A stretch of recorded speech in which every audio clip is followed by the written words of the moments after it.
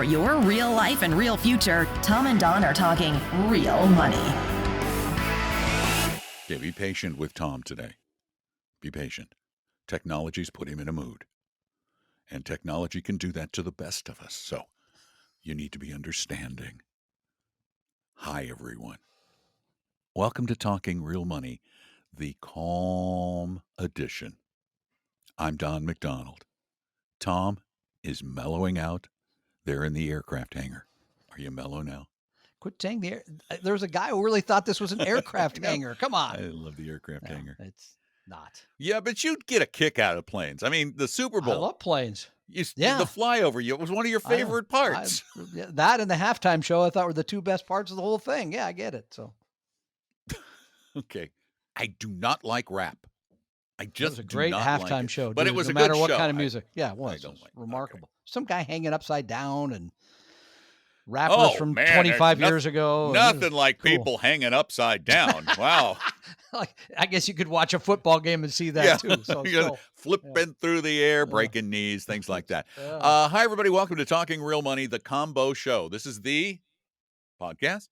And because I'm looking into the camera, the video cast too, because I forget to look into the camera a lot when we do the video cast version, because on my Mac the camera's way up here. I keep trying to get a camera that can be in the middle of the screen where I look. You can't do that. I know somebody's tried it. Stupid ideas. Anyway, welcome to our little program today. Our topic is families. We love them. They drive us nuts. It's part of the deal. Matter of fact, I just did a short story from the 19 teens by Edna Ferber, who was a Pulitzer Prize-winning author, and she wrote the movie Giant. And great film! The play for Showboat. She wrote the book. Is that Rock Showboat. Hudson? Rock Hudson, James Dean. Yeah. That's a great Liz movie. Taylor. Anyway, this author, she wrote a story called "That's Marriage." And I'm not reading that one.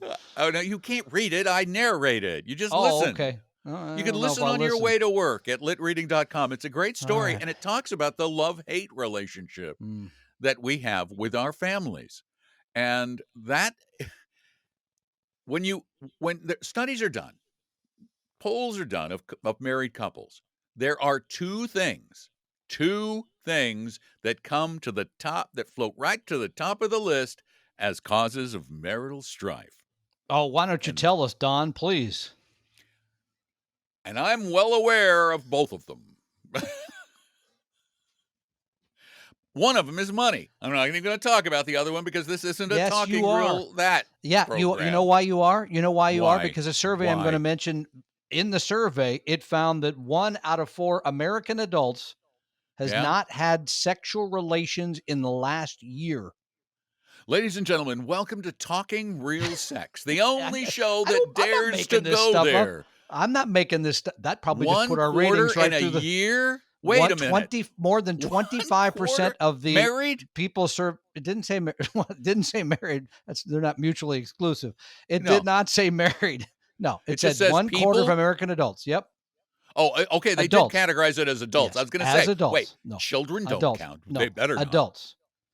1/4 of American adults. Here's the other number that staggered me. Really did stagger me. Now we're going to be in trouble again with one of those dads out there who's going to call and go, I was in the car listening to your podcast on Talking Real Money, and I had to explain to my children what sex was. And what's cheesecake? Anyway, here's the thing, okay? But I found this a more interesting and maybe surprising number, especially the week of Valentine's the sex number's pretty, I don't know. That was pretty surprising. I don't want to be part of that group.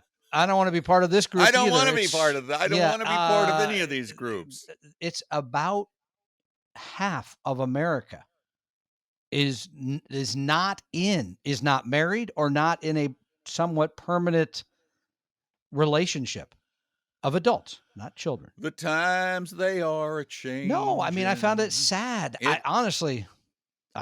So one of the reasons you point out, and one of the big reasons that leads, we know, to divorce is money. Money. No joking. So, I mean, and I stole this a little bit because there's a massive write-up in the Wall Street Journal this week, of course, because it's Valentine's Day, right? Right. It was in the journal report section. Correct. Yeah. And it said the title of the piece is "The Best Ways for Couples to Share Finances." Mm-hmm. Mm-hmm. I find this a Okay. fascinating Tell topic. So me some of the best I've ways. asked everyone else since that I read this piece. Just Uh-huh. had breakfast with a fella, and I asked him. His wife handles everything. He trusts her. He's on the road a lot, so she takes care of the money. But there are a number of people in this article there's a lot of people that wrote in that have been married Do you know for a you're while. shadowing your face for the video fans at home? And no one will care. Here's the thing. Sorry. A number of these people, a pretty good size, keep their money separate, which I find fascinating. I mean, I think it's okay, I guess. I think it's a little strange. And just for full disclosure, in our household, I do pay the bills. I make more of the money. My wife, well, we have a joke. It's everything that I have is ours. Everything she has is hers. I guess that's not wait a our minute. joke. No, wait. That's unusual. That's the way it is in my house. Okay, well, I don't. Okay, maybe not. No. I mean, she has her accounts, and then we have our accounts. Yeah, well, that's fair enough, I guess. So anyway, but a lot of these people, how do they deal with it? So this, like one person said, that he is the appointed CFO, but they keep their money separate. They sit down and review everything once a year. And they have the file about, if I get hit by a bus, what do I do? Some of them actually have written agreements, like prenuptial kind of agreements, like, here's what you're going to do. I love this one about, I did all the finances at the beginning of our marriage. This inequity turned into a weird dynamic where my spouse felt like she needed to ask for permission to spend money. Boy, have I been there. And it's no fun to be the person who says, well, so they developed a budget and financial scorecard, and they actually have their kids involved. I think that's terrific because discussing, I mean, that was my point after reading all this, I separate finances. I've seen it done. I think it's very tricky. But I have, we do have a lot of couples that can we say this, counsel people on money? Even though we're not Dr. Phil? For 30 years, we've gotten by with his, hers, and ours pretty effectively. But okay, that's different than what I said. I said mine was ours, hers is hers. I see what you're saying. It's Yeah, different. yeah. It's that is kind of a joke in some ways, but it's important to my wife. She got married later in life, shall we say, and she'd always had her own money and did her own thing. She didn't have anybody else that she had to report to and say, can I do this or not do that? I get all that. Okay. So, but if you're in that situation, if you're in any relationship, which I guess only half of you are, what are the keys? I think number one, even under Don's system or my system, really is transparency, which is hard. It says a lot of these people cheat financially. They give people money in their families, or they spend money that they wouldn't if you're sitting down and really arguing about, should we do this or should we do that? And I do think after transparency that not cheating is imperative. I don't know what else to say. Actually, if you do, that's bad. Pretty much in both cases. In the other topic we were discussing too, it's kind of bad in both. Yeah. Yeah. Amen. And here's the other part of what I find generally with couples. There's usually somebody that's the money person, right? There, in your case, it's not true because you both have financial backgrounds. If you ask my wife, she would point to me and say, well, he's the money guy. Isn't this what you do for a living? Yeah, it's what I do for a living. So, then you've got this situation, the weird dynamic that the person mentioned. You got to bring that other disinterested spouse in. How do you do that? I think that's the toughest part of all of this. Because if you asked my wife how our money was invested, she would have a hard time. She would have a hard time explaining it. But she could tell you where the money was, how much it was, because twice a year, I got it in a spreadsheet. We go through the spreadsheet. We talk about the assets. We talk about the liabilities. We go through of all that. So she knows at least that. And she knows, by the way, if anything happens to me, what number to call and who to ask for. There's the key. Honestly, I think this is the solution. My mother and my stepfather, my mom got married a couple of times. And My stepdad was later in life marriage, and they were both older. He had money. She did not. He made great money. He was a physician. They made sure that they went through the process, not necessarily of explaining everything, how it's all done to her, but making sure she knew who the professionals were that they had hired to manage their money. And I have to tell you, that gave her more peace of mind, I think, than being in on everything or worrying about how I'm going to handle all this when he's no longer here, because he is no longer here. She's still alive. He's not alive. And honestly, the thing that saved her so much grief, and this isn't a plug for us, but was her vestry advisor. Yeah, and I think that's a very good point. I even if you don't have someone managing your money or have a financial planner, you should know who you would turn to, because somebody needs to be there. And again, if anything happened to me, God bless my wife, she's going to need help. She doesn't know how to deal with all this. She's going to need a fiduciary advisor. Indeed. And so you need to have, even if you're a do-it-yourselfer, even if you're a diehard, I'm really great at doing it myself. I've got the perfectly balanced portfolio. I rebalance regularly. I'm smart. My wife would hate doing this, or my husband would hate doing this. You probably should, in advance, vet some people who can provide the services, the portfolio management and life advice, financial life advice services that the deceased spouse had been providing to date. Happy Valentine's Day. You don't want to be That's part of over those two now. groups I mentioned earlier. So take care of your significant other. I don't want to be part of either one of those groups. So, yeah, I mean, and it's going to be different for everybody. There isn't one piece of advice that fits Good all. point. And that's why I think it's so important to, one, you got to have somebody, if you've got a larger estate, help you establish that, an attorney. If you have a tax advisor, they should be in on this future process and well aware to your spouse. And then that third person is probably that money person. Even if you don't use them, have them in reserve. And I think that's an excellent point, Don. There is no right or wrong. There is no one way. Everyone navigates this a bit differently. But I do think a few of those points pretty important for the long haul. Well, we take questions. We take questions by the bajillions, which is an actual number. I'm not sure how many zeros it has, but it's a lot. And it's just too big for my brain. We take them at 855-935-TALK, but we also take them in writing at talkingrealmoney.com on the contact form. And Tom, here is today's last week we had the shortest question ever. This is up there in the longest. This is up there in the longest. Oh, okay. Please. Ready? Yeah. Background. Age 70. Came to the U.S. 24 years ago with $0. I came late to the party, so I avoided bonds. Oh, by the way, great show. Found you 6 months ago through Clark Howard, who has guided me through the years. I don't hire advisors or non-fiduciary salespeople. I've always self-managed. And then he adds in parentheses, no power leaf blowers were used in this request. Nice. I love that. Yeah. Moving up on the list. Yeah. You ready? Here's the meat of the matter. The meat. Okay. Assets, one house, $550,000, free and clear. Small Social Security check. Portfolio. All Vanguard. Wow. Okay. 70% stocks. Remember he said no bonds? Yeah. 9% bonds.